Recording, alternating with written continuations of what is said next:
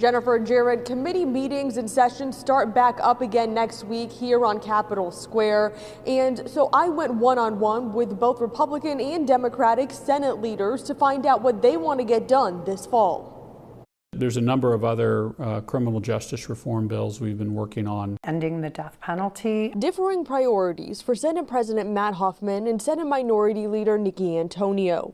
Antonio says aside from abolishing the death penalty, the Democratic caucus will focus on things like affordable housing, attracting and retaining a workforce, quality child care, and increasing the quality of life for Ohioans. A welcoming business climate. That means passing the LGBT Fairness Act. And Huffman says there's one bill in particular that he wants to see cross the finish line. I would like to see Senate Bill 83, the higher education reform bill, move through the House. It's a priority for our caucus to stop that bill from going through, actually. Huffman says, in particular, he thinks that bill can help cut the cost of higher education in Ohio.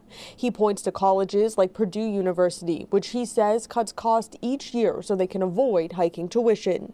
No university does that in the state of Ohio. Why? Well, nobody's making them do it. But he says Senate Bill 83 can help accomplish that by giving tools to college presidents and board trustees to control costs. He says college tuition goes up because of things like administrative costs. In the case of Ohio State, the promise of the last president to hire 100 new diversity officers. And now the trustees have announced a 3% tuition increase. Senate Bill 83 would prohibit mandatory diversity, equity, and inclusion training. While Antonio agrees that affordable college is important, she does not think this bill is the way to do it.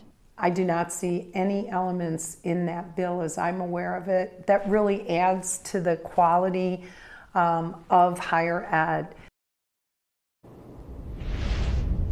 Next week, the Redistricting Commission will also meet to redraw district maps, both for the Ohio House and the Ohio Senate. Both Huffman and Antonio say it's a priority to get those maps drawn in a timely manner. Local for you at the State House, I'm Natalie Fahmy, NBC4.